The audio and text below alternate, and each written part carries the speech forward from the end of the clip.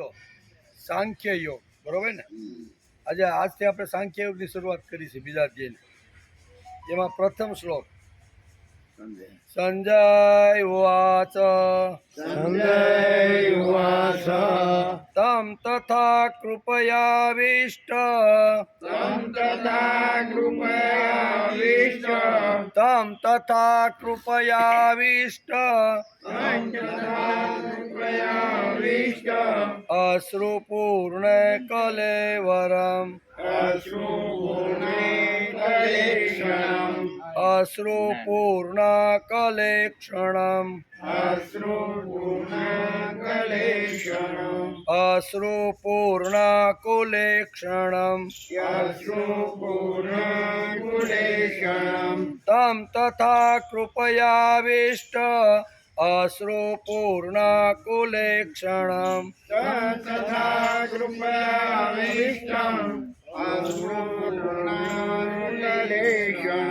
તમ તથા કૃપયાવિષ્ટ અશ્રુપૂર્ણ કુલેક્ષણમ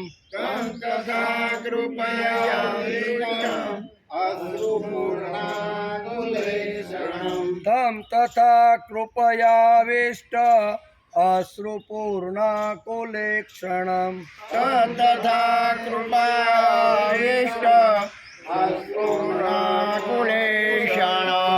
વિષીદन्तમિદં વાક્ય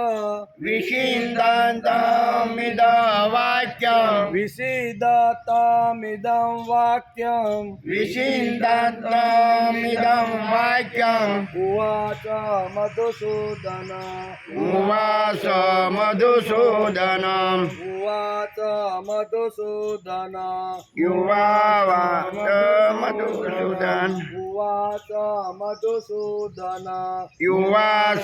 મધુસૂદન વિષીદन्तમિદં વાક્યમ ઉવાચ મધુસૂદન વિષીદन्तમિદં વાક્યમુવાચ મધુસૂદનમ વિષીદन्तમિદં વાક્યમ ઉવાચ મધુસૂદન વાક્યમ ઉવાચ મધુસૂદન વિષીદन्तમિદં વાક્યમ ઉવાચ મધુસૂદન તમ તથા કૃપયાવિષ્ટ તમ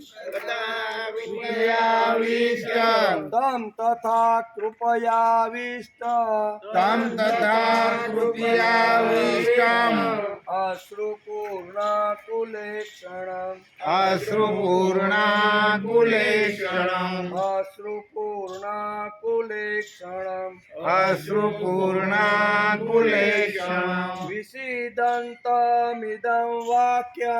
વિષીદन्तમિદં વાક્યમ ઉવાચ મધુસૂદન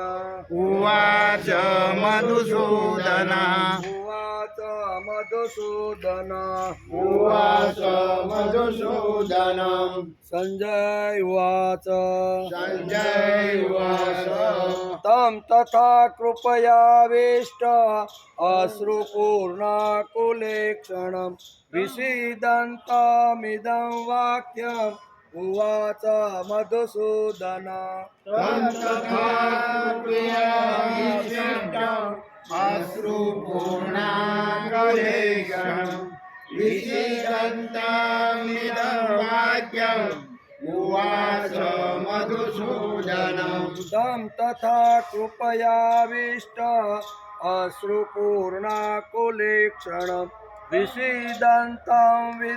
વાક્યમ ઉવાચ મધુસૂદન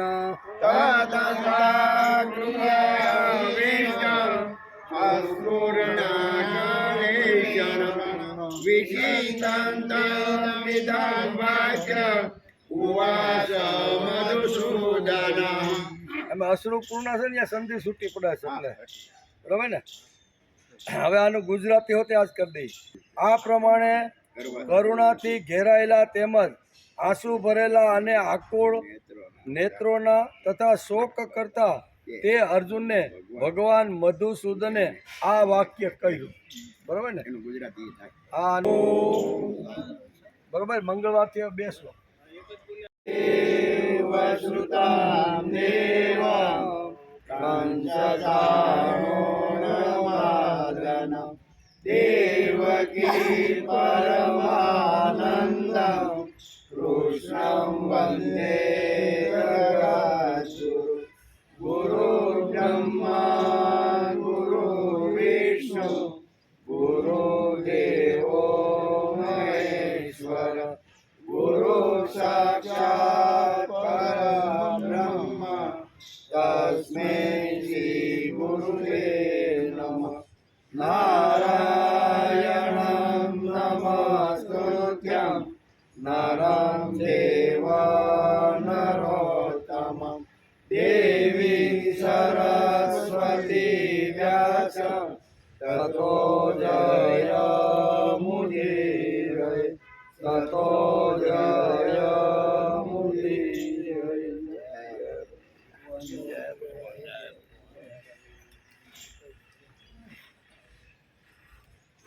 શ્રીમદ ભગવદ્ ગીતા અધ્યાય બીજો શ્લોક પ્રથમ સંજય ઉવાચ તમ તથા કૃપયાવિષ્ટ અશ્રુપૂર્ણાકુલેક્ષણં વિષીદन्तમિદં વાક્યમ ઉવાચ મધુસૂદન તમ તથા કૃપયાવિષ્ટ અશ્રુપૂર્ણાકુલેક્ષણં એનો અર્થ થાય તથા એટલે આ પ્રમાણે, કૃપયા એટલે કરુણાથી, અવિષ્ટમ એટલે ઘેરાયેલું,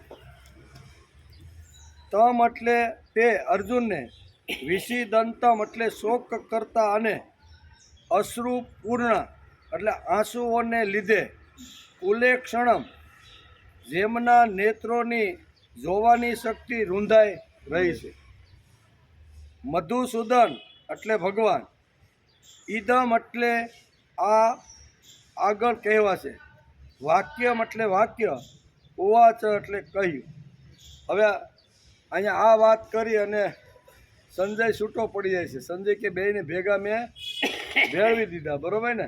એટલે સંજય અત્યારે અહીંયા ધૃતરાષ્ટ્ર, આપણે જોઈશ કે ધૃતરાષ્ટ્ર હસ્તિનાપુરમાં બેઠા છે અને લાઈવ પ્રદર્શન, કેવું કુરુક્ષેત્રમાં જે ઘટનાઓ ઘટે છે ને એ બધી જ ઘટના અહીંયા શું કહેવાય દિવ્ય દૃષ્ટિ પ્રાપ્ત થયા પછી બધી વાત એને સમજાવે છે, એનો વિચાર હાલે છે. એટલે અર્જુને અત્યાર સુધી પ્રથમ અધ્યાયની અંદર જે કાંઈ વાતો હતી ને એ બધી ધૃતરાષ્ટ્રને આ રીતે સમજાવી. ધૃતરાષ્ટ્ર પૂછે છે કે હવે શું થયું?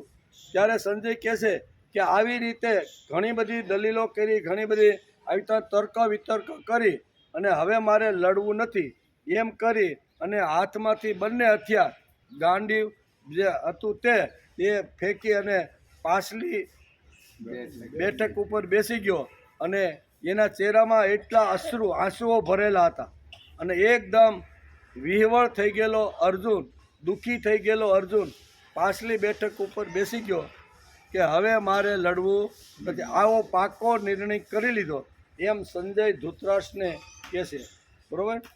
તો પછી અહીંયા કહે છે કે ભગવાને એને શું કીધું? તો બીજા અને ત્રીજા શ્લોકથી શરૂઆત થાય. અત્યારે તો આપણે ખાલી સંજય આવી રીતનો ધૃતરાષ્ટ્રને કહે છે કે આવી રીતની ઘટના કુરુક્ષેત્રના મેદાનમાં બની, મારે લડવું નથી. અશ્રુપૂર્ણ એટલે એકદમ આંસુથી ભરાયેલા અર્જુને નક્કી કરી લીધું કે હવે મારે યુદ્ધ કરવું નથી એમ કરી અને એકદમ શું કહેવાય એકદમ આવી રીતના દુઃખી થઈને પાછલી બેઠક ઉપર બેસી ગયો. એનો આજે આપણે વિચાર કરવાનો છે. આ પ્રમાણે કરુણાથી ઘેરાયેલા તે અર્જુનને શોક કરતા અને આંસુઓને લીધે જેમના નેત્રોની જોવાની શક્તિ રૂંધાઈ રહી છે, ભગવાન મધુસૂદને આ આગળ કહેવાશે વાક્ય કહ્યું. એ બધું મંગળવારે આપણે, બરાબર? પણ અત્યારે અહીંયા આ શ્લોક આપણે શું સમજાવવા માગે છે એનો વિચાર આજે આપણે કરવાનો છે. આજે શ્રીમદ ભગવદ્ ગીતા ચિંતન શરૂ થયું એનો 53મો દિવસ, બરાબર? પ્રથમ અધ્યાયના 52 દિવસ સુધી આપણે અભ્યાસ કર્યો. 16/12/2024ના દિવસે આપણે પ્રથમ અધ્યાયની શરૂઆત કરી હતી. 16/12/2024 ત્યારે ઉધરસ જ હતી એમ. અને આજે પણ પૂરું થયું ત્યારે ઉધરસ છે, એટલે બે મેળ પડી ગયો એમ. શરૂઆત કરી ત્યારે પણ આ જ પોઝિશન હતી મારી. ગઈકાલે વિડીયો જોતો હતો હું, મેં કીધું આ શરૂઆત થઈ ત્યારે કેવી રીતની વાતો હતી એમ. તો એમાંય પણ ઉધરસ ઠું ઠું કરીને ઘણું બધું થતું હતું. એટલે મેં કીધું આજે પણ ઉધરસ અને અધ્યાયની શરૂઆત કરી ત્યારે પણ ઉધરસ, એટલે આજે આપણે પ્રથમ અધ્યાય પૂર્ણ કરીને બીજા અધ્યાયની અંદર આજે આપણે શરૂ કરીએ. આનું નામ છે સાંખ્ય યોગ. સાંખ્યનો અર્થ થાય છે જ્ઞાન. જ્ઞાન વિહીનમ સર્વમેતમ મુક્તિમ ન ભજતી જન્મ સતેન. આમ શંકરાચાર્ય પણ પોતે કહે છે કે જ્ઞાન વગરનું ગમે તેટલું કર્મકાંડ કરીએ અને કર્મકાંડ કરતી વખતે જો જ્ઞાન ન હોય તો એ કર્મકાંડનો કોઈ અર્થ નથી. ખાલી તમારી કસરત હાલે છે પણ એ જીવન ઉપર એની અસર થતી નથી. કોણ કહે છે? જ્ઞાન વિહીનમ સર્વમેતમ મુક્તિમ ન ભજતી જન્મ સત્યંતી. 100 વર્ષ સુધી કદાચ ખબર પડ્યા વિના એમને આંધળું ત્યાં જો કરી રાખો 100 વર્ષ સુધી કોઈ પણ તિલક કરો, મંદિરે જાઓ, ઉપવાસ કરો, ગંગા સ્નાન કરો, બરાબર, ત્રિવેણી સંગમમાં ધૂપકા મારો, સમુદ્રમાં સ્નાન કરો, પણ શા માટે કરું છું એ જો આપને ખબર ન હોય અને આ બધું જો કરીએ તો શંકરાચાર્ય કે 100 વર્ષ સુધી પણ એની મુક્તિ થતી નથી. તેથી જ્ઞાન ખૂબ જરૂરી છે. તેથી અહીંયા અશ્રુપૂર્ણ જે અર્જુન હતો એને અજ્ઞાનથી ઢકાઈ ગયો હતો. વેદવ્યાસ લખે છે કે એની પાસે શક્તિ નહોતી, એવું કાંઈ નહોતું એમ, પણ અજ્ઞાન એટલું બધું એના ઉપર સવાઈ ગયું હતું. એટલે અજ્ઞાનને જો દૂર કરવાનું હોય તો ભગવાને જ્ઞાનથી શરૂઆત કરવી પડે. એટલે બીજો અધ્યાય સીધો પહેલો જે વિષાદમાંથી સીધો બીજો અધ્યાય આવ્યો એ જ્ઞાન યોગ એટલે સાંખ્ય યોગ. ગઈકાલે આપણે શ્રીમદ ભગવદ્ ગીતાના અધ્યાય પ્રથમ અર્જુન વિષાદ યોગને આપણે નમસ્કાર કર્યા. આપણે એક મહાન ગ્રંથની વિચારધારા સમજવાની શરૂઆત કરીશ. કેવો મહાન ગ્રંથ છે શ્રીમદ ભગવદ્ ગીતા. એ કોઈ સામાન્ય ગ્રંથ નથી. આખી દુનિયાને જે માર્ગદર્શન આપે છે એવો મહાન ગ્રંથ છે. એ મહાન ગ્રંથને આપણે સમજવાનો 53 દિવસથી અભ્યાસ કરીએ છીએ. શ્રીમદ ભગવદ્ ગીતા જેવા પવિત્ર ગ્રંથની મહત્તા વિશે કોઈ શંકા નથી. વૈશ્વિક કાર્યને માટે ઈશ્વર શક્તિએ આ ગ્રંથનું ગાન કર્યું છે. વિશ્વના કલ્યાણ માટે અર્જુનને નિમિત્ત બનાવી અને ભગવાને કુરુક્ષેત્રના મેદાનની અંદર આ ગાન કર્યું છે. કોણે ગાય છે આ ગીતા? ભગવાનના મુખાર મિંદમાંથી નીકળેલા આ બધા શબ્દો છે. એટલે કોઈ જગ્યાએ તત્વજ્ઞાનની જેવી ઉચ્ચ વિચારણા શ્રીમદ ભગવદ્ ગીતામાં જોવા મળે છે તેવી બીજી કોઈ જગ્યાએ આપને મળતી. દુનિયાની અંદર ઘણા બધા વાંગમયો છે, ઘણા બધા પુસ્તકો છે. કોઈ અંગ્રેજીમાં હશે, કોઈ સંસ્કૃતમાં હશે, કોઈ હિન્દીમાં હશે, કોઈ કન્નડ ભાષામાં હશે.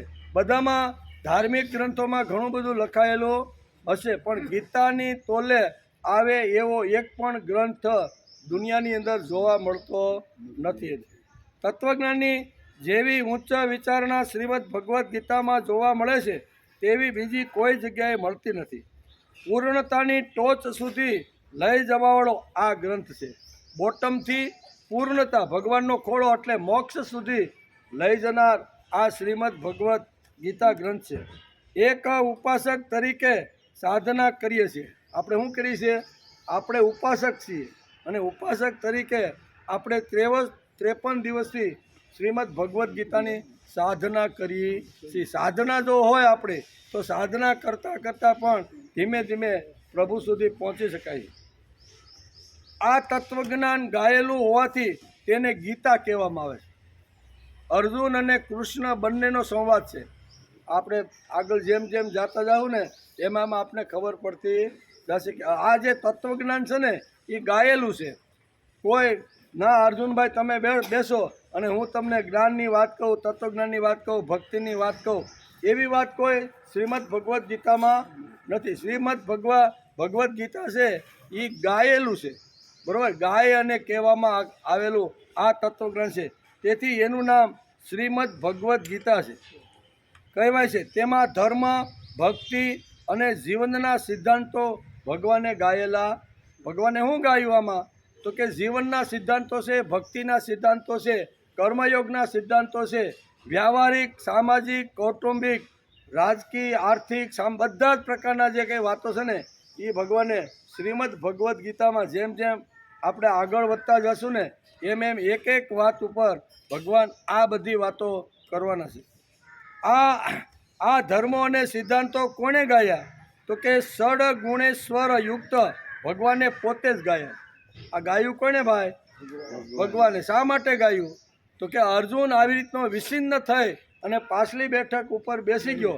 અજ્ઞાન હતું, એ આખું અજ્ઞાનથી અર્જુન આખો ઘેરાઈ ગયો હતો. એટલે અજ્ઞાનમાંથી જો એને બહાર કાઢવાનો હોય ને તો એના માટે મારે આ તત્વજ્ઞાન કેવું પડે એમ ભગવાનને લાગ્યું. તેથી બીજા અધ્યાયમાં સાંખ્ય એટલે જ્ઞાનની શરૂઆત અહીંયા બીજા અધ્યાયથી શરૂઆત થાય છે. ભગવાને ગીતાનું ગાન કોઈને સમજાવવા માટે ગાયું કે શું? કોઈને સમજાવવા માટે ગાયું નથી. ભગવાને પોતાની વિદ્વતાનું પ્રદર્શન કરવા માટે શું આ ગાન ગાયું છે? તો કે ભગવાનને કાંઈ વિદ્વતાની પ્રદર્શન કરવાની જરૂર ભગવાનને કાંઈ જરૂર પડે એટલા માટે પણ ગાયું નથી ના. અથવા તો ભગવાને સ્વમતનું મંડન અને પરમતનું ખંડન કરવા ગાયું છે? તો કે ના. આ પરમતનું ખંડન અને સ્વમતનું મંડન કરવા માટે ભગવાને ગીતા ગાય નથી. પોતાની વિદ્વતા બતાવવા માટે ભગવાને ગીતા ગાય નથી. કોઈને સમજાવવા માટે અહીંયા ભગવાને ગીતા ગાય નથી. તો ગીતા ભગવાને શા માટે ગાય એનો પણ આપણે વિચાર કરી લેવો જે કે ભગવાને ગાયું શા માટે? ભગવાન બોલ્યા શા માટે?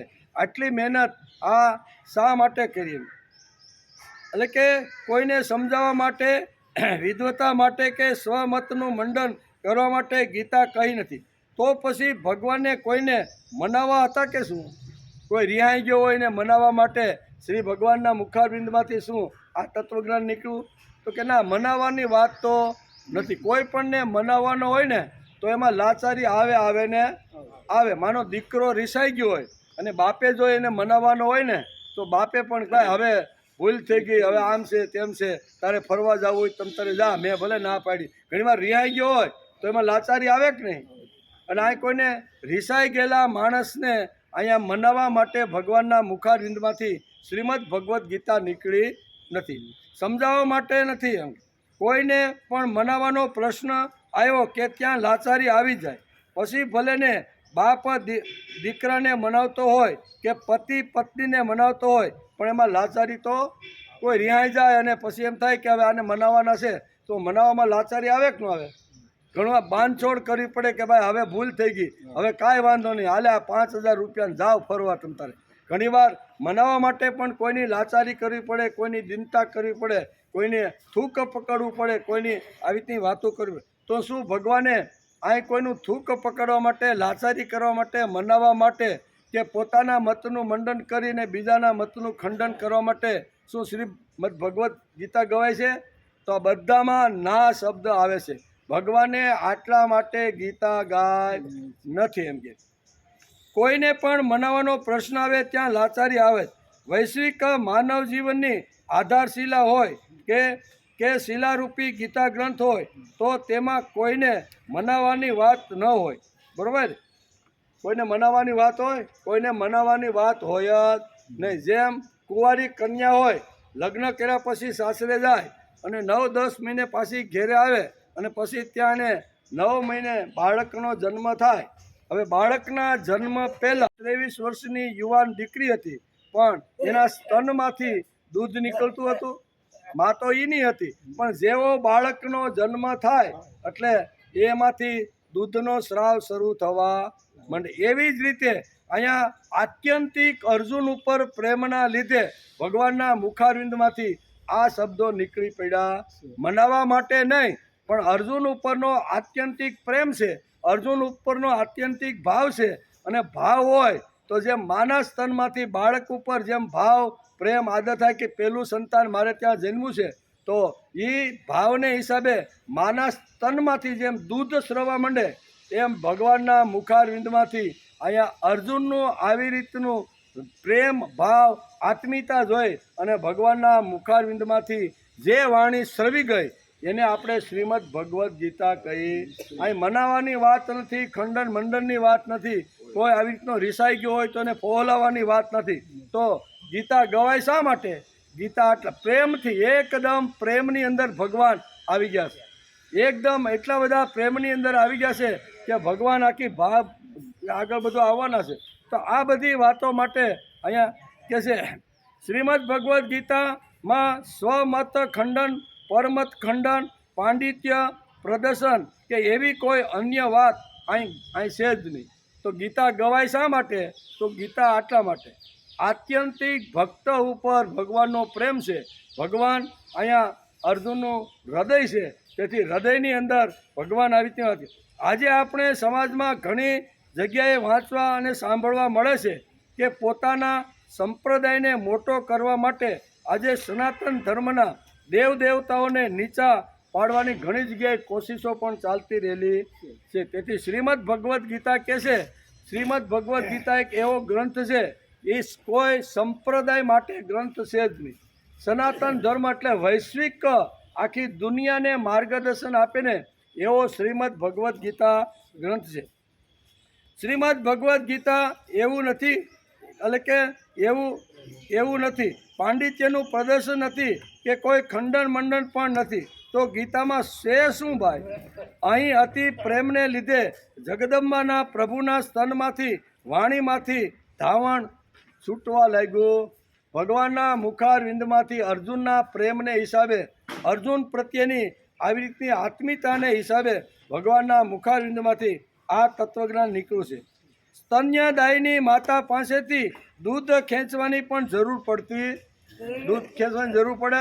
આસળ પાસે જેમ વાસરડું જાય અને ગાયને વાસરડા ઉપર આત્યંતિક પ્રેમ હોય એટલે ઓટોમેટિક એના સ્તનમાંથી આવી રીતનું દૂધ સ્રવી જાય છે. આવા ઘણા બધા છે. એટલે કે સ્તન્યદાયની માતા પાસેથી દૂધ ખેંચવાની પણ જરૂર પડતી નથી. એવું જે સ્તન્ય મળ્યું છે તે જ શ્રીમદ ભગવદ્ ગીતા છે અને તેમાં જ ગીતાનું મહત્ત્વ છે. બીજા અધ્યાયમાં અર્જુન પર આત્યંતિક પ્રેમ હોવાને હિસાબે બીજા અને ત્રીજા શ્લોકની અંદર ભગવાન સુંદર મજાનું તત્વજ્ઞાનની શરૂઆત કરે છે. મનાવવા માટે નહીં અથવા એને લડવા માટે, પ્રેરવા માટે પણ નહીં, પણ શા માટે? અર્જુન ઉપર એને આંતરડાનો પ્રેમ છે. એમ ગીતા રણાંગણમાં ગવાયેલી છે, છતાં કેટલાક વિનોદી કવિઓએ તાત્વિક દાર્શનિક રીતે વર્ણવી છે. ગીતા તેને પણ આનંદ પ્રમોદ આપે, કવિઓને પણ આનંદ આપે એવી ભગવદ્ ગીતા છે. કારણ કે ગીતા ક્યાં ગવાણી? રણાંગણમાં, કુરુક્ષેત્રના મેદાનમાં લડવા માટે. એક બાજુ 7 અક્ષણી, એક બાજુ 11, એમ કરીને 18 અક્ષણીની વચ્ચે આ શ્રીમદ ભગવાનનું ગાન ગાવામાં આવ્યું છે. ઘણા બધા કવિઓ રમૂજની અંદર આનંદ માણવા માટે પણ ગીતા ઉપર ઘણી બધી રમૂજી વાતો પણ કરે છે, જે આપને સ્પર્શી જાય છે. તમ તથયા કૃપયા વિષ્ટ અશ્રુપૂર્ણ કોલેક્ષણમ વિષિદંતમ વાક્યમ ઉવાચ મધુસૂદન. આમ આવી રીતના અર્જુનને પાછલી બેઠક ઉપર અહીંયા સંજય જોવે છે કે હવે લડવાની ના પાડી હથિયારો ફેંકી દે અને અર્જુન પાછલી બેઠક ઉપર બેસી ગયો છે અને એકદમ આંખમાંથી એટલા બધા અશ્રુ છે કે આંખથી કંઈ જોઈ પણ શકતો. બંને આંખમાંથી અશ્રુઓની ધારા વહેતી રહેલી. એકદમ દુઃખી થયેલો, એકદમ વિષાદમાં આવેલો અને એકદમ આવી રીતનું કરવું કે ન કરવું. એક બાજુ પિતામાં ભીષ્મ અને દ્રોણાચાર્ય છે અને બીજી બાજુ મારો ક્ષત્રિય ધર્મ છે. બંને ધર્મોની વચ્ચે અટવાયેલો અર્જુન અત્યારે એકદમ અશ્રુભીના આંસુથી એટલો દ્રવિત થઈ ગયો છે કે હવે શું કરવાનું. આવું અહીંયા સંજયે જોયું અને ધૃતરાષ્ટ્ર જે કાંઈ લાઈવ જે પૂછે છે એ બધું લાઈવ અત્યારે અહીંયા સંજય હસ્તિનાપુરની અંદર બેઠેલા ધૃતરાષ્ટ્રને આ પ્રમાણે કીધું કે આવી રીતનો થાકેલો, કંટાળી ગયેલો, એકદમ આંસુથી ઘેરાયેલો, એટલું જ નહીં વિષાદ અને દુઃખથી આવી રીતનો થયેલો અર્જુન, હવે મારે લડવું નથી. એક હાથમાં બાણ અને બીજા હાથમાં આવી રીતનું ધનુષ હતું, એ ફેંકી દીધું અને એની આંખમાંથી પણ એટલા અશ્રુ છે કે બાકીનું જોઈ શકતો નથી. આટલો અર્જુન આવી રીતનો થઈ ગયો છે. આમ સંજયે કંઈ કીધું અને પછી સંજય છૂટો થઈ જાય. હવે ભગવાનને જે કહેવું હોય ને એ ભગવાનને. સંજય કહે મેં તમને આટલું કહી દીધું, પછી શું કીધું એ આપણે મંગળવારે જોવાના છે. આ પ્રમાણે કરુણાથી ઘેરાયેલો તે અર્જુનને શોક કરતા અને આંસુઓને લીધે જેમના નેત્રોની જોવાની શક્તિ રૂંધાઈ ગઈ. આંસુ એટલા બધા પડે છે કે જોવાની શક્તિ પણ રૂંધાઈ ગઈ. આપણે ઘણીવાર આંસુ એટલા હોય ને તો બાજુમાં હોય એ ન દેખાતું. ઘણીવાર આપણે એવા પ્રસંગો બને કે નહીં, એટલા બધા દડ આપણે આંખમાંથી આંસુ પડતા હોય અને આંખ ખોલીને જોવાનો પ્રયત્ન કરી તો બાજુમાં હોય પણ આપણે જોઈ શકતા નથી. એવી પરિસ્થિતિ અહીંયા વ્યાસ લખે છે અને અત્યારે સંજય ધૃતરાષ્ટ્રને કહે છે કે અત્યારે અર્જુનની આવી ભયંકર પરિસ્થિતિ અત્યારે આવી ગઈ છે. એટલે કે શોક કરતા અને આંસુઓને લીધે જેમના નેત્રોની જોવાની શક્તિ રૂંધાઈ ગઈ છે, એમ મધુસૂદને આ વાક્ય કહ્યું. બહુ જ વિચિત્ર પરિસ્થિતિ કુરુક્ષેત્રમાં નિર્માણ થઈ છે. કુરુક્ષેત્રમાં નિર્માણ થઈ છે. બંને સેનાઓ સામસામે ગોઠવાઈ જાય અને આવા ટાઈમે મુખ્ય યોદ્ધાઓ બેસી જાય તો હાલત શું થાય? મુખ્ય જે યોદ્ધો હોય જેને હિસાબે હાલો મોટું ટોળું હોય એ ટોળામાં મુખ્ય માણસ હોય ઘણીવાર, અને એ કે હાલો હાલો ચલો ચલો કહીને એમ કરીને બધા જાય અને એ જો માણસ બેસી જાય તો પાછલાવાળાની સ્થિતિ શું થાય? એવી સ્થિતિ અહીંયા છે. કારણ કે મુખ્ય યોદ્ધો કોણ હતો? કુરુક્ષેત્રની અંદર પાંડવ પક્ષની અંદર મુખ્ય યોદ્ધો હતો અર્જુન, અને અર્જુન જ મુખ્ય યોદ્ધો હોવા છતાં અહીંયા બેસી જાય છે તો બાકીના જે 7 અક્ષણી જે સૈન્ય છે એની હાલત શું થાય? એમ વ્યાસ અત્યારે લખે છે. બહુ જ વિચિત્ર પરિસ્થિતિ કુરુક્ષેત્રના મેદાનમાં નિર્માણ થઈ છે. બંને સેનાઓ સામસામે ગોઠવાઈ જાય અને આવા ટાઈમે મુખ્ય યોદ્ધાઓ બેસી જાય તો શું થાય?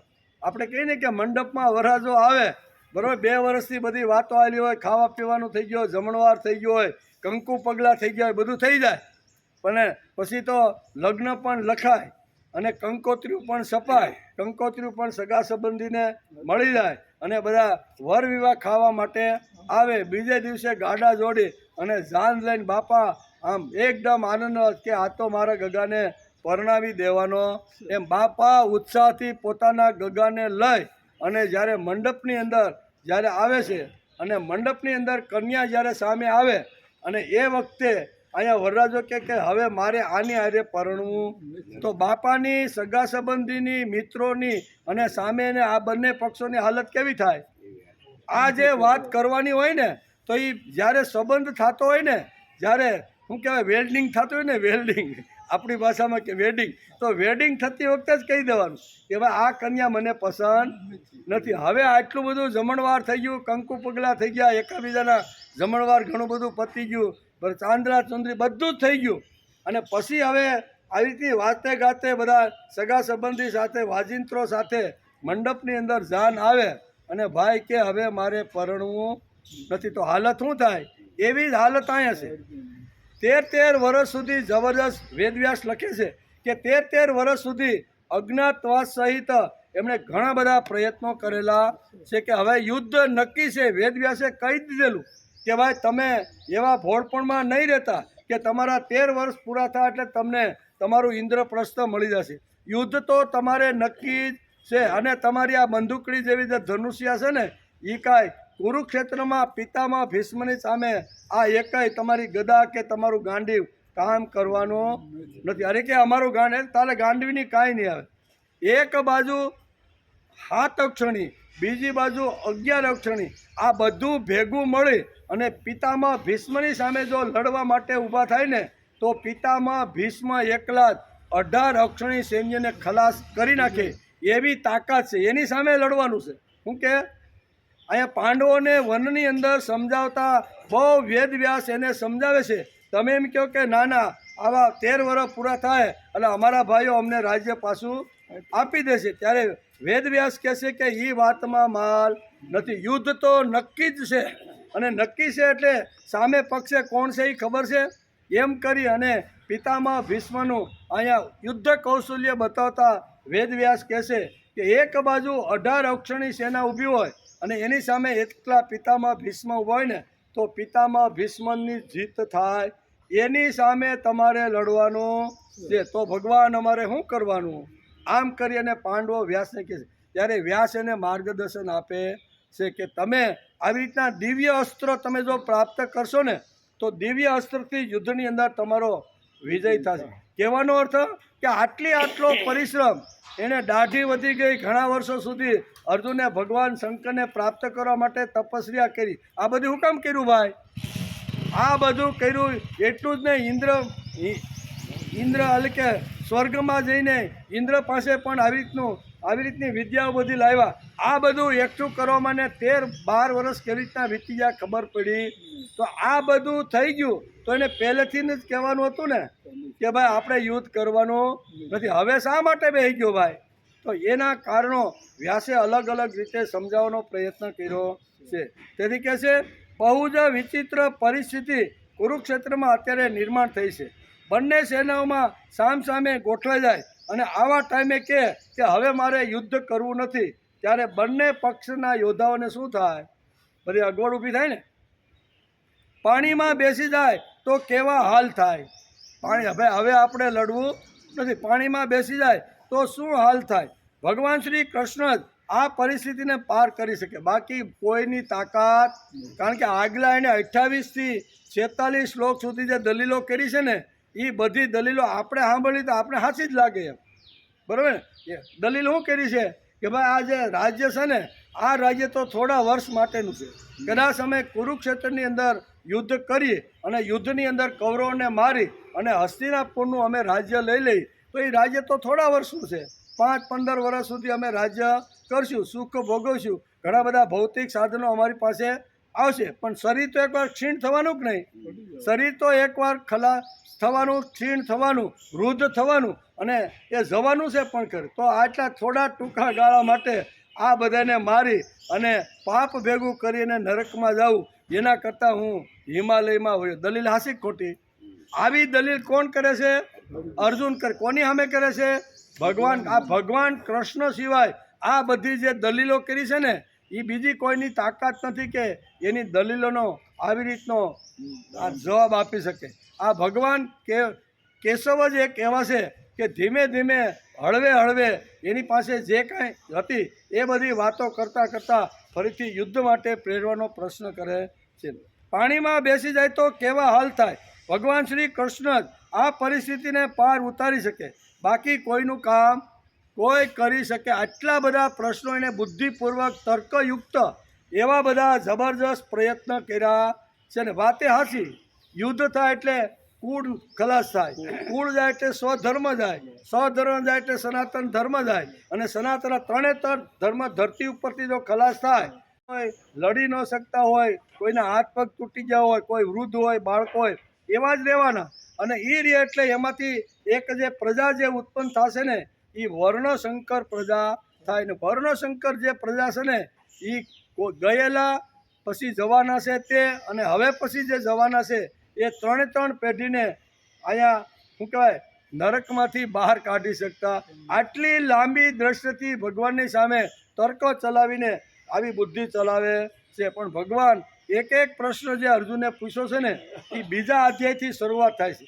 ભગવાન જે પહેલા અધ્યાયમાં પહેલો પ્રશ્ન જે પૂછ્યો છે ને એનો જ જવાબ ભગવાન અહીંયા આપવાની શરૂઆત કરે છે. કહેવાનો અર્થ કે ભગવાન સિવાય અર્જુનના પ્રશ્નનો કોઈ જવાબ આપી શકે નહીં. કારણ કે પાણીમાં બેસી જાય તો કેવા હાલ થાય? ભગવાન શ્રી કૃષ્ણ જ આ પરિસ્થિતિને પાર ઉતારી શકે, બાકી કોઈનું કામ નથી. કારણ કે ટાઈમ નથી. અર્જુન ઓચિંતો બેસી ગયો છે. કેવો? આ કાંઈ બેસી જવાનો કાંઈ પ્લાન કાંઈ એને કર્યો તો પ્લાન એ તો સફેદ 4 ઘોડા ઉપર ભગવાન સારથી બન્યા છે અને ભગવાનને જ કહેશે કે મારો રથ તમે મધ્ય ભાગમાં લો. ત્યાં સુધી તો એને લડવાનો ઉત્સાહ, સ્ફૂર્તિ, ચૈતન્ય બધું હતું. કાંઈ તાત્કાલિક આવી રીતનું થઈ ગયું છે અને પહેલેથી નક્કી કર્યું છે કે યુદ્ધના મેદાનમાં ગયા પછી બંને સેનાની વચ્ચે ભગવાન મારો રથ લઈ જાય અને પછી મારે નથી લડવું, એવો કાંઈ નિર્ણય હતો? નિર્ણય હતો ને એનો તો શ્લોકમાં લખ્યું જ છે કે ભગવાન મારો રથ મધ્ય ભાગમાં લઈ જાઓ અને મારી સામે કૌરવ પક્ષનું આવી રીતનું હિત કરવા માટે કેટલા યોદ્ધાઓ આવ્યા છે એ બધા યોદ્ધાઓના છેલ્લા દર્શન હું કરી આવતીકાલે આમાંથી એક પણ યોદ્ધો રહેવાનો. એનો અર્થ શું થયો? એ લડવા માટે જ આવ્યો હતો, અને લડવા માટે એટલે એને કોઈ દી કોઈની ડર કે ભય હતો નહીં. એને તો એમ જ હતું કે હું મારવા માટે જન્મ મેં લીધો છે, મરવા માટે મેં જન્મ લીધો જ નથી. આવો ઉત્સાહ, સ્ફૂર્તિ, ચૈતન્ય લઈને આવે છે અને અચાનક બેસી જાય. આપણે પણ સારા કામનું નક્કી કર્યું હોય, બધા ભેગા થયા હોય, મળ્યા હોય, અને અચાનક પછી કોઈ બેસી જાય અથવા કાંઈ જુદું કાંઈક કાઢે ગળકડું, તો શું પોઝિશન થાય ને? તો એવી જ પોઝિશન કુરુક્ષેત્રના મેદાનની અંદર અહીંયા વ્યાસ લખે છે કે આ કાંઈ પ્લાનિંગથી બેઠો નથી, પણ આ તો અચાનક બેસી ગયો એમ કે ને. કારણ કે એકદમ એટલે કે ટાઈમ નથી, અર્જુન ઓચિંતો બેસી ગયો છે. મહિનાઓની તૈયારી થઈ ગઈ, શંખો ફૂંકાઈ ગયા, વાજિંત્રો વાગી ગયા, અને ઓચિંતો અર્જુન બેસી ગયો, ઓચિંતો બેસી ગયો. વાજિંત્રો વાગ્યા, ધડબડાટી બોલી ગઈ. આપણે આગલા શ્લોકમાં પ્રથમ અધ્યાયમાં જોયું ને કે પિતામહ ભીષ્મએ જે વખતે શંખનો ધ્વનિ કર્યો અને એ વખતે કૌરવ પક્ષમાં ખળભળાટ મચી ગયો. એને એમ થયું કે પિતામહ ભીષ્મે આપણે લડવા માટેનો સંકેત આપી દીધો છે, પણ અર્જુન એટલે કે અહીંયા દુર્યોધનને ખુશ કરવા માટે જ અહીંયા પિતામહ ભીષ્મે અહીંયા શંખ ધ્વનિ કર્યો તો એમ વ્યાસ લખે. લડવા માટે અથવા તમે તૈયાર થઈ જાઓ એટલા માટે પિતામહ ભીષ્મે અહીંયા શંખ ફૂંક્યો નથી. શંખ શા માટે ફૂંક્યો? કે અહીંયા 8 શ્લોકની અંદર દ્રોણાચાર્યને ઘણી વાત અહીંયા વારંવાર દુર્યોધન કહે છે કે આ તમે પાંડવ પક્ષમાં આવેલા ધૃષ્ટદ્યુમ્નએ જે સેનાની વ્યૂહરચના ગોઠવી છે એ તમે જોઈ લો. આની અંદર કેટલા યોદ્ધાઓ છે એ બધાના નામશરણ બધું કીધું. કૌરવ પક્ષની અંદર કોણ કોણ યુદ્ધ માટે આવ્યું છે એના પણ નામ લઈને આવા 8 શ્લોકની અંદર દુર્યોધન વારંવાર દ્રોણાચાર્યને કહે છે કે તમે આ કૌરવ પક્ષ અને પાંડવ પક્ષની અંદર યુદ્ધ કરવા માટે આવેલા બંને યોદ્ધાઓને સારી રીતે જોઈ લો. દ્રોણાચાર્ય ધ્યાન આપતા નથી. દ્રોણાચાર્ય તો એના મનમાં. પછી દુર્યોધનને ખબર પડી કે હું જે વાત કરું છું ને એ વાત દ્રોણાચાર્ય કાન ઉપર ધરતા નથી. તેથી સીધો દુર્યોધન ઊભો થાય અને પિતામહ ભીષ્મનો જ્યાં રથ હોય છે ત્યાં દુર્યોધન જાય છે, અને દુર્યોધન એને જે કહેશે ને અને દુર્યોધનને ખુશ કરવા માટે અહીંયા પિતામહ ભીષ્મ સમજી ગયા કે દ્રોણાચાર્યને કોઈ વળતો જવાબ આપ્યો નહીં, કોઈ એની સામે કાંઈ વાત કરી નહીં, એટલે અહીંયા આવ્યો છે પણ એ ખુશ થાય એટલા માટે હું શંખનો નાદ કરું. અને શંખનો નાદ થઈ ગયો દુર્યોધનને ખુશ કરવા માટે. પણ એના યોદ્ધાઓને, એના સૈન્યને લાગ્યું કે શું કહેવાય, પિતામહ ભીષ્મે તો લડવા માટેનો સંકેત અમને આપી દીધો છે. એટલે બધા વાજિંત્રો વગાડવા માંડ્યા. જેની પાસે જે વાજિંત્રો હતો ને એ વાજિંત્રો વાગવા માંડ્યા, અને વાજિંત્ર વાગ્યા એટલે અર્જુન સમજી ગયો કે હવે આપણે યુદ્ધ માટે પૂર્ણ તૈયારી કરી અને લડવા માટે મેદાનમાં આપણે જવું છે. એટલે એનો હાથ હતો, જે ક્યાં હાથ હતો એ અને ગાંડિયું પડ્યું હતું રથની અંદર, અને રથની અંદર પડેલું જે ગાંડિયું છે એને ઉપાડે છે અને એમ કહે છે કે ભગવાન મારો રથ તમે બે સેનાના મધ્ય ભાગમાં લઈ જાઓ. આટલી બધી તૈયારીઓ સાથે તો આવ્યા હતા. આ કાંઈ અચાનક જ કાંઈ બેસી ગયો અને અચાનક છે એવું કાંઈ અહીંયા હતું નહીં. પણ એની ઘણા કારણો છે. એ બધા કારણો આપણે બીજા અધ્યાયના 2, 3 શ્લોકથી આપણે શરૂ કરવાના છે. એકદમ સહેલી ઘડીએ બેસી ગયો. લગ્નની જે વાત કરી ને, જાનમાં પણ આવી રીતની ઘટના ઘણીવાર ઘટતી હોય છે કે હવે મારે પરણવું. આ જૂના કાળની હો, અટાણે તો કાંઈ વાંધો નહીં ભાઈ, તું જા તો ઘણા મૂર્તિયા તૈયાર છે. આ મંડપ કેટલા ઘણા બધા તૈયાર થઈને જ બેઠા છે, બરાબર ને. આ આટાણની વાત નથી. આ તો જૂના કાળમાં માંડ આવી તો મેળ પડતો હોય છોકરી ગોતવામાં એ વખતે નાકે દમ આવી જતો. અત્યારે છોકરા ગોતવામાં નાકે દમ. ઉલટું થઈ ગયું કે નહીં? આજે પરિસ્થિતિ કેવી થઈ ગઈ છે? ઉલટી થઈ ગઈ છે. એટલે એ કાળની અંદર પણ જો આવી રીતનો મૃત્યુ કોઈ એમ કે હવે મારે પરણવું નથી, ત્યારે બંને પક્ષની હાલત કેવી રીતની થાય એવી હાલત છે. 18 અક્ષણી સૈન્ય ભેગું થયું છે. આ બેસી ગયો. ખૂબ જ વિપરીત પરિસ્થિતિ કુરુક્ષેત્રના મેદાનમાં નિર્માણ થઈ છે. આમ સંજય ધૃતરાષ્ટ્રને અત્યારે આ શ્લોક દ્વારા અહીંયા હસ્તિનાપુરની અંદર કહે છે.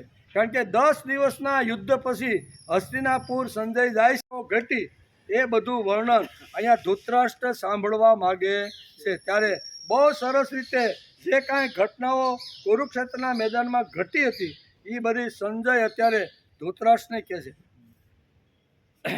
દુનિયાભરના રાજાઓ યુદ્ધમાં ભેગા થયા હતા અને અચાનક જ અહીંયા પાણીમાં અર્જુન બેસી ગયો.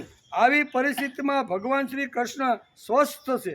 તેના ચહેરા ઉપર લેશ માત્ર વિષાદ કે દુઃખ. ભગવાન કે કાંઈ વાંધો નહીં, ભલે એ બેસી ગયો.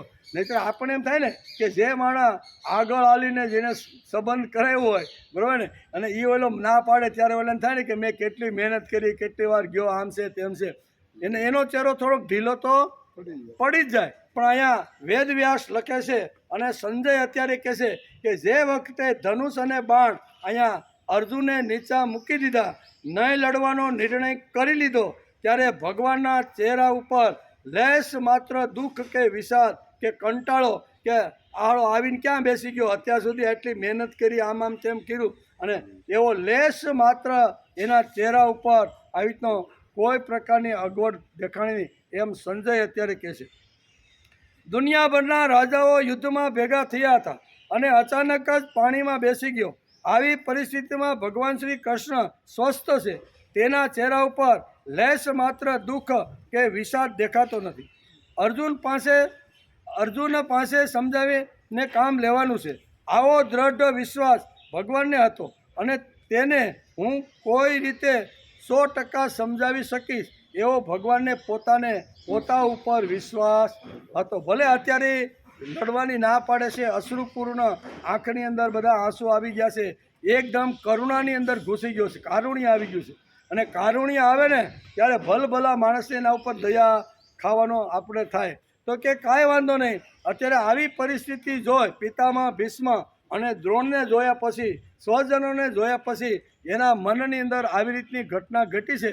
કાંઈ વાંધો નહીં, ભગવાન કે મારું કામ તો ધીરજ રાખવાનું છે, બરાબર. કોઈ પણ જો કામ કરવાનું હોય ને તો માણસના જીવનમાં 7 વાતો તો હોવી જોઈએ. કોઈ પણ કાર્ય ઉતાવળમાં જો કરીએ તો ઉતાવળમાં ઘણીવાર કાર્ય અને કામ બગડવાના ઘણા સાંચિત રહેલા છે. તેથી કોઈ પણ કાર્યની શરૂઆત કરી થોડી ધીરજ, થોડુંક પ્લાનિંગ કરશું તો કેમ થશે, એની વિચારણા પહેલાં કશી જો ધીરજ રાખીને જો કાર્ય કરીને તો કોઈ પણ કાર્ય સારું થઈ શકે છે. તેથી ભાગવતની અંદર પણ આવા ઘણા બધા પ્રસંગો આવે છે. વૃષભદેવ નામ સાંભળ્યું છે. ભાગવતની અંદર એક ચરિત્ર આવે છે વૃષભદેવનું.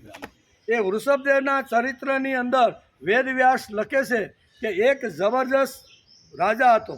એને કોઈ પ્રકારની આસક્તિ, કોઈ પ્રકારનો મોહ હતો, પણ ધનના ઢગલા એના રાજ્યની અંદર ભગવાને કરી આપ્યા હતા. ઘણા બધા સારા દીકરાઓ હતા.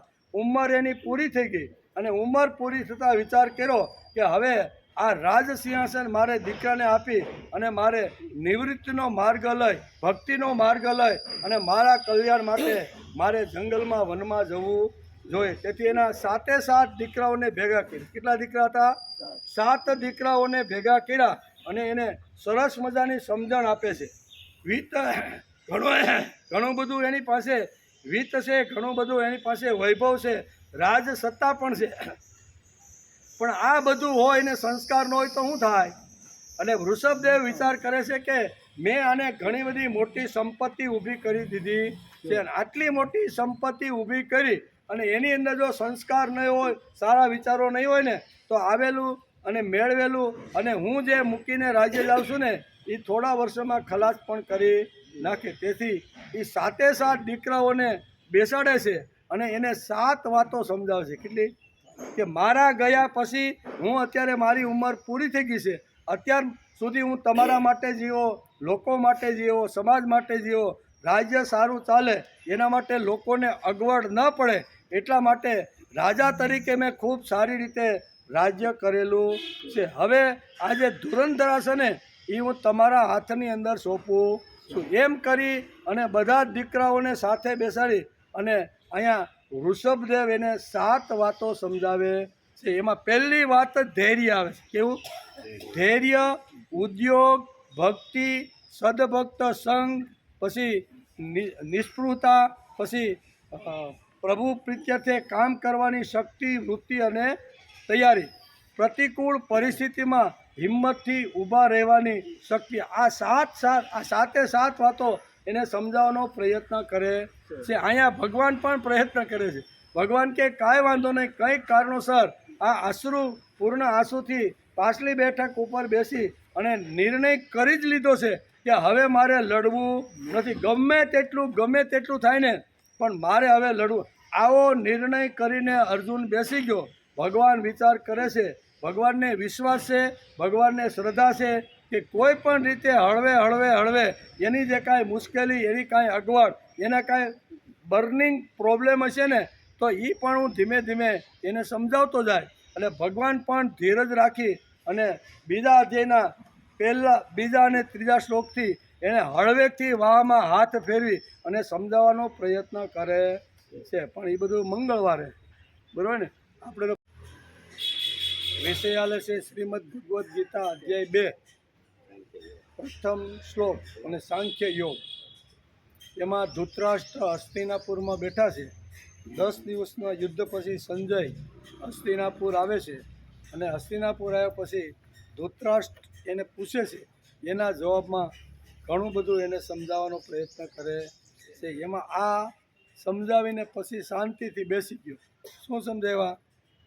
તમ તથા કૃપયાવિષ્ટ અશ્રુપૂર્ણાકુલેક્ષણમ વિષીદંતમિદં વાક્યમ ઉવાચ મધુસૂદન. આ પ્રમાણે કરુણાથી ઘેરાયેલો તે શોક કરતા અને આંસુઓને લીધે જેમના નેત્રોની જોવાની શક્તિ રૂંધાઈ રહી છે, ભગવાન મધુસૂદને આ વાક્ય કહ્યું. આમ કરી અને ભગવાને શું કીધું એ ડાયરેક્ટ જ હવે અહીંયા ધૃતરાષ્ટ્ર સમજી લેવાના છે. પણ એ આવતીકાલ શું કહેવાય, મંગળવારથી. આ શ્લોકની અંદર સંજય કહેવા માગે તમ તથા કૃપયાવિષ્ટ. અર્જુન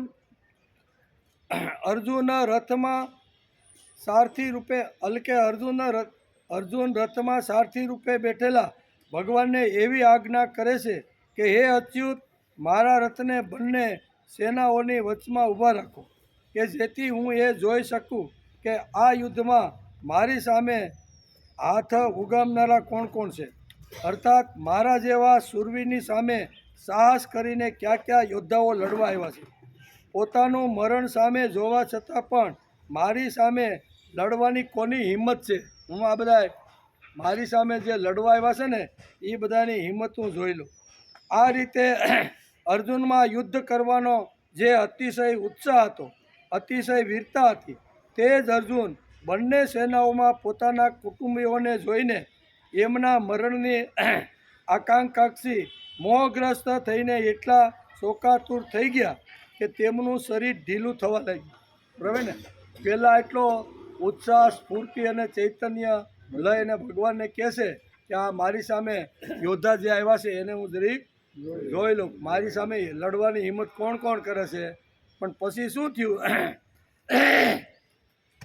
પછી મોહગ્રસ્ત થઈને એટલા શોકાતુર થઈ ગયા કે એમનું શરીર ઢીલું થવા લાગ્યું, મોઢું સુકાવા લાગ્યું, શરીરમાં ધ્રુજારી આવી રહી, રૂવાડા ઊભા થઈ રહ્યા, હાથમાંથી ધનુષ પડી ગયું, ચામડી બળવા લાગી, ઊભા રહેવાની પણ શક્તિ નથી અને મન ભ્રમિત થઈ રહ્યું છે. ક્યાં અર્જુનનો એ સ્વભાવ કે ન દૈન્યમ પલાયનમ, કે યુદ્ધભૂમિમાંથી કોઈ દી પાછો પડ્યો કે પલાયન થયો નથી. અને અહીંયા આવી પરિસ્થિતિ અત્યારે થઈ છે. અર્જુનનું કાયરતાનું દોષનું અને શોકથી વ્યાકુળ થઈને રથમાં મધ્ય ભાગમાં બેસી જવું. આ મોટા આશ્ચર્ય સાથે સંજય અત્યારે ધૃતરાષ્ટ્રને આ બધું વર્ણન કરે, આશ્ચર્યથી વર્ણન કરે છે કે આટલી શક્તિ, આટલી તાકાત, આટલું બળ, ઉત્સાહ સ્ફૂર્તિથી લડવા માટે આવેલો અને મારી સામે કોણ કોણ યોદ્ધાઓ આવ્યા છે એને હું યમપુરીમાં પહોંચાડી આવી હિંમત લઈને આવેલો અર્જુન પાછલી બેઠકની અંદર બેસી ગયો. શરીરની અંદર અનેક પ્રકારની આવી રીતના શરીરના રૂવાડા ઊભા થઈ ગયા, ચામડી બળવા લાગી, પછી મોઢામાંથી પાણી સુકાવા લાગ્યું, પરસેવાથી રેબઝેબ થઈ ગયો, ખંભામાંથી ગાંડિયું સરી પીડ્યું. આવા 8 પ્રકારની અસર અહીંયા થઈ. બરાબર ને? એમ અત્યારે અહીંયા સંજય અહીંયા ધૃતરાષ્ટ્રને સમજાવે છે. મોટા આચાર્યની સાથે સંજય એ ભાવ ઉપરયુક્ત પદો વડે ધૃતરાષ્ટ્રને સમજાવે છે. પહેલા અધ્યાયના 28મા શ્લોકમાં પણ સંજયે અર્જુન માટે કૃપયા પર્યાવિષ્ટ શબ્દ પ્રયોગ કર્યો છે. અશ્રુ પૂર્ણા કુલેક્ષણમ. આ શ્લોકની અંદર એક શબ્દ શું છે? અશ્રુ પૂર્ણા કુલેક્ષણ. અર્જુન જેવા મહાન સૂર્યના મનમાં પણ કૌટુંબિક મોહ સવાઈ ગયો અને આંખોમાં આંસુ ભરાઈ આવ્યા. આંસુ પણ એટલા વધારે ભરાવ્યા કે નેત્રોથી સારી રીતે કોઈ વસ્તુ જોઈ શકતો, આટલા બધા આંસુ એની આંખમાં ભરાવ્યા. વિષિદંત મિદમ વાક્યમ મધુસૂદન. આ રીતે કાયરતાને લીધે ખેદ કરતા અર્જુનને મધુસૂદને આગળના બીજા ત્રીજા શ્લોકમાં કહે છે. અહીં વિષિદંત ઉવાચ કહેવાથી જ કામ ચાલી શક્યું હતું. ઇદમ વાક્યમ કહેવાની જરૂર નથી, કેમ કે ઉવાચ ક્રિયાની અંદર આ વાક્ય આવી જાય છે. આમ જે કાંઈ પરિસ્થિતિ કુરુક્ષેત્રના મેદાનમાં નિર્માણ થઈ હતી એ બધી અર્જુન જે પ્રમાણે ઢીલો પડ્યો એ અત્યારે ધૃતરાષ્ટ્રને સંજય સમજાવે છે. આ ઢીલો પડ્યો પણ ભગવાનના મનમાં લેશ માત્ર પણ દુઃખ થયું નથી. તેમણે અર્જુનને કહ્યું નહીં કે શું આ મજાક કરશો મારે, કે પાછલી બેઠક ઉપર નહીં લડવાનો નિર્ણય કરીને બેસી ગયો ત્યારે ભગવાને એમ ન કીધું કે તું શું આ કુરુક્ષેત્રના મેદાનમાં મારા માટે મજાક કરવા આવ્યો છો. ભગવાન એક પણ શબ્દ અર્જુન માટે લીસો આવી રીતનો બોલતા નથી. તું શું મસ્કરી કરે છે? મને માગવા માટે આવ્યો હતો તે શું મારી બેઆબરૂ કરવા આવ્યો હતો?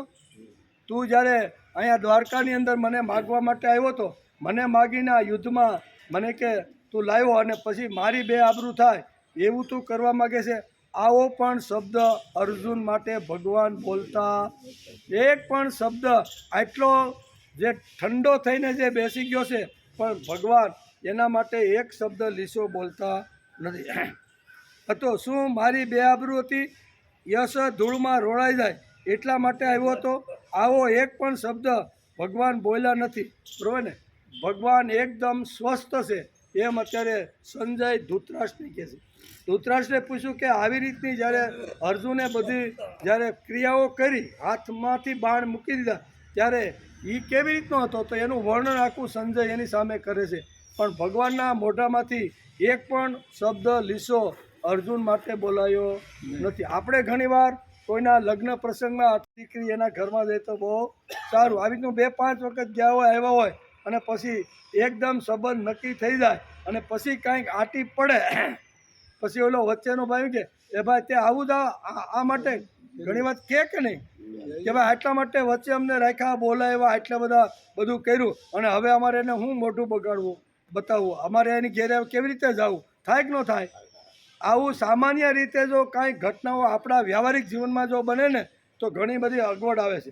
અહીંયા પણ ભગવાનને ઘણી અગવડ આવી હતી, પણ ભગવાન ધીરજ રાખીને એક પણ શબ્દ અર્જુન માટે લીસો કે એમ તું મોટે ઉપાડે દ્વારકામાં આવીને મને તે શા માટે માગ્યો, આટલા બેઆબરૂ કરવા માટે તું મને લઈ આવ્યો? આવો શબ્દ પણ બોલ્યા.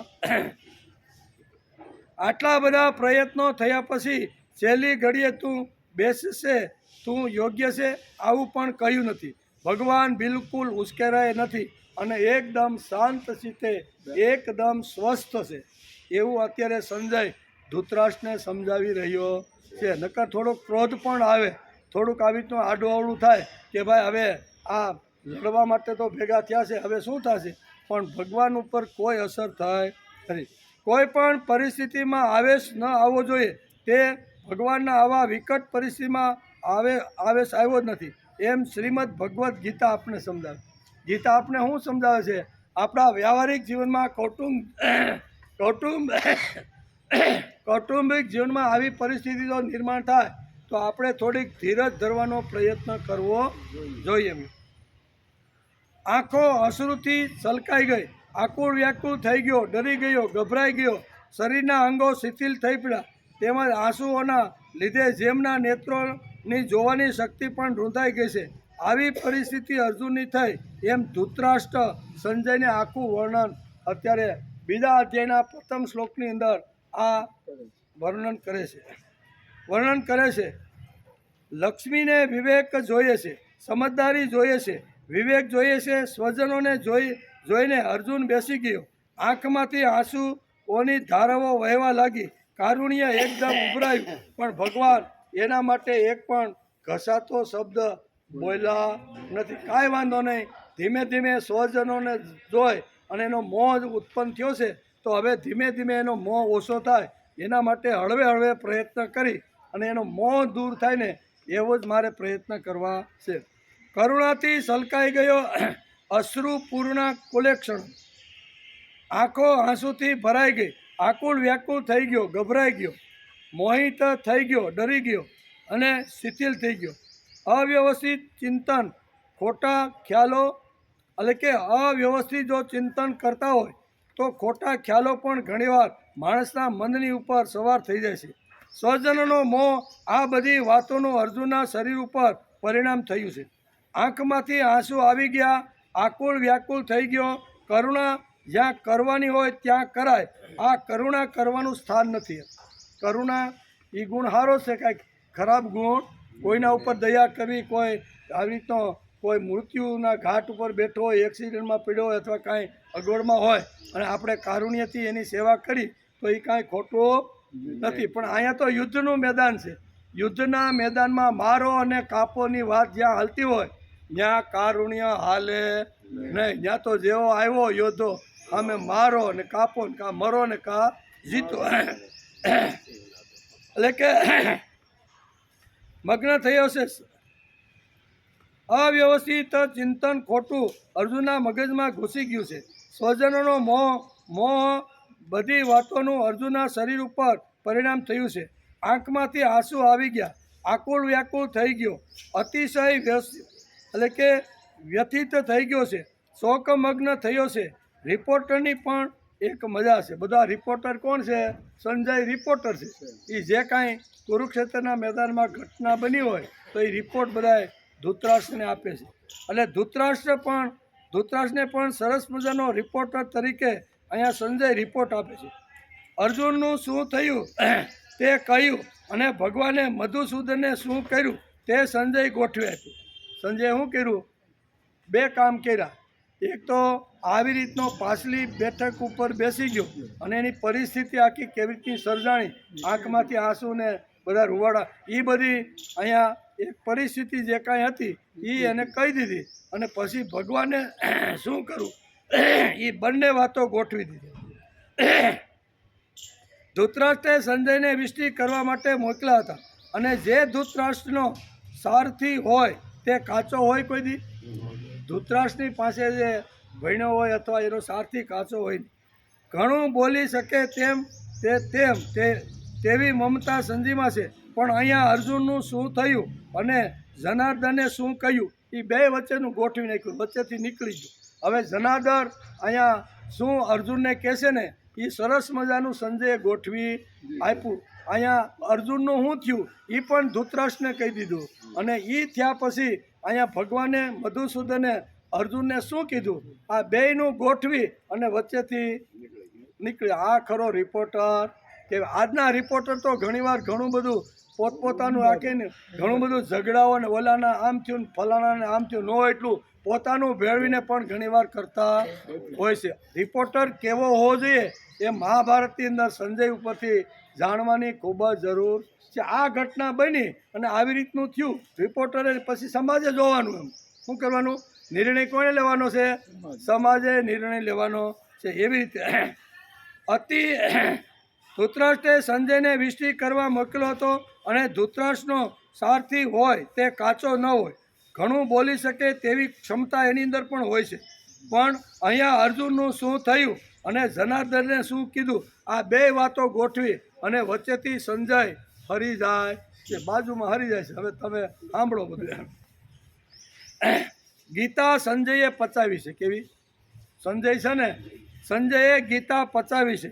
પરોક્ષ સાંભળી છે, ડાયરેક્ટ સાંભળી.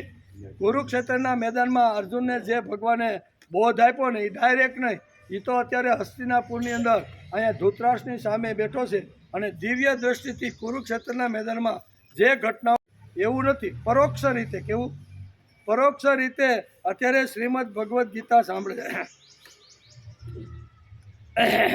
સારથી, એટલે કે ગીતા સંજયે પચાવી છે, પરોક્ષ સાંભળી છે. અર્જુને ડાયરેક્ટ સાંભળી છે અને સંજયે પરોક્ષ રીતે સાંભળી છે, કારણ કે વેદવ્યાસે અહીંયા સંજયને દિવ્ય ચક્ષુ આપ્યા હતા, એને હિસાબે આ ગીતા સાંભળી. ધૃતરાષ્ટ્રનો સારથી સંજય છે, એક તો સારથી છે અને એક રિપોર્ટર છે, બે કામ ભેગા છે. શહેનશાહના મોઢા ઉપર કહે છે કે જા, જે ઠેકાણે યોગેશ્વર શ્રી કૃષ્ણ હશે તે ઠેકાણે વિજય, ભૂતિ અને નીતિ હશે, બાકી બધી જગ્યાએ પરાજય નિશ્ચિત. શહેનશાહ મોટો આખો હસ્તિનાપુરનો જે રાજા હતો ને, જેની આમ આંખ ફરકે ને ત્યાં તો લોકો ધ્રુજવા માંડે, એવો જે શહેનશાહ હતો, એની સામે કોઈ ડ્રાઈવર, કોઈ ખાચે હાસુ કહી ગયે તો એનો કેટલો આમ ગવાય. પણ અહીંયા શું કે વેદવ્યાસ લખે છે કે આખી વાયા કરીને શ્રીમદ ભગવદ્ ગીતા ડાયરેક્ટ સાંભળી નથી. આવી રીતની સાંભળ્યા પછી એમ કે સંજયના મનની અંદર એક નિર્ભયતા આવી જાય છે, ઉત્સાહ આવી જાય છે. અને છેલ્લા શ્લોકની અંદર કહી જશે કે યત્ર યોગેશ્વર કૃષ્ણ યત્ર પાર્થો ધનુધર તત્ર શ્રી વિજયો ભૂતિ ધ્રુવી નિતાર.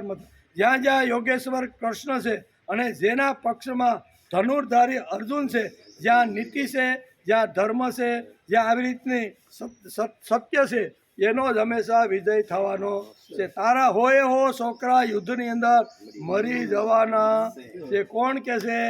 એક ડ્રાઈવર શહેનશાહના માથા ઉપર આ કહે છે. સારથી શહેનશાહના મોઢા ઉપર કહે છે કે જા, જે ઠેકાણે યોગેશ્વર શ્રી કૃષ્ણ હશે તે ઠેકાણે શ્રી વિજય, નીતિ, ભૂતિ વગેરે બધું હશે, અને જ્યાં આ વસ્તુ નહીં હોય ત્યાં પરાજય નિશ્ચિત છે. એટલે તારા 100 છોકરા મરી જવાના છે. આવું ભવિષ્ય પણ સંજયે ધૃતરાષ્ટ્રને ભાખીને કહી દીધું. શ્રીમદ ભગવદ્ ગીતા એટલે કે સાંભળીને સંજયમાં નિર્ભયતા આવી ગઈ છે. શહેનશાહના મોઢા ઉપર કહી દેશે કે જા, તારા બધા જ પુત્રો યુદ્ધમાં મરવાના છે. આ હિંમત ક્યાંથી આવી? તો કે ગીતા સાંભળ્યા પછી. આપણી અંદર પણ શ્રીમદ ભગવદ્ ગીતા સાંભળ્યા પછી એકાદી વાત તો આપણા જીવનમાં ઊભી થવી જોઈએ. ગીતા સાંભળીને માણસ ઊભો થવો જોઈએ. સામાન્ય માણસ પણ રાજા ધૃતરાષ્ટ્રને મોઢા ઉપર કહી શકે છે. આ જ્ઞાન ગીતાનું છે. તેથી જ અહીં સાંખ્ય યોગની શરૂઆત આજે આપણે કરેલી. સાંખ્ય એટલે જ્ઞાન, અને જ્ઞાનથી જ માણસ પરિપક્વ થઈ શકે. એકવાર અજ્ઞાન જતું રહે અને જ્ઞાન જો માણસને આવી જાય ને તો માણસને મુક્તિ મળી જાય છે. એ આખું બીજા અધ્યાયમાં સમજાવે છે. ગીતા સાંભળીને માણસ ઊભો થાય છે. જાગૃતિ અને ચેતના આ મોટામાં મોટી વાત છે. આપણે તો મોબાઈલમાંથી આપણે નવરાજ આવતા નથી. એક આવે તો બીજો જાય, બીજો આવે તો મોબાઈલમાંથી નવરા રહી તો આ જ્ઞાન ઉતરે ને, નકર ઉતરે નહીં. એટલે કહે છે કે એક ફોન આવ્યો, ઉઠ્યો, આવીને બેસે, એટલે બીજો આવ્યો તો બીજો ઉઠે.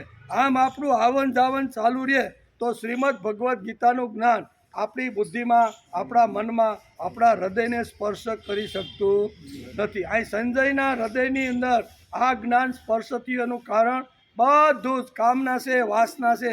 જ્યાં સુધી રિપોર્ટ તરીકે એણે શહેનશાહની સાથે જે વાતો કરીને એ શ્રીમદ ભગવદ્ ગીતા ભગવાન અર્જુનને કહે છે, એ કાન દઈને એકાગ્ર થઈ, એકચિત્ત થઈને હૃદયને અંતઃકરણથી શુદ્ધ કરીને સાંભળે છે, એટલે એના ઉપર આ પરિણામ આવ્યું. આપણે તો ગમે એટલી ભાગવતો સાંભળી, પેલી વેવાઈની જ્યાં ભાગવતો હોય સગા સબ, પણ એ ઉતરતું નથી. ઘણી બધી વાતો છે. આમ કરી અને શહેનશાહના મોઢા ઉપર પણ કહેવાની તાકાત અહીંયા છે. એમ કરી અને અહીંયા સંજય છૂટો પડી જાય છે. પછી અહીં કહે છે કે વાક્ય ઉવાચ મધુસૂદન, આ શબ્દ બોલે છે.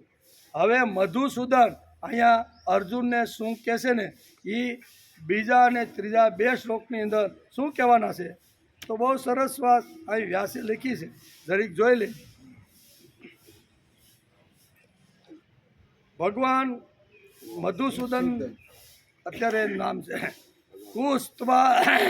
કુસ્ત્વા કસ્મલમિદં વિષમે સમુપસ્થિતિ અનાર્ય જુષ્ટમ સ્વર્ગમ અકીર્તિમ કરમ અર્જુન.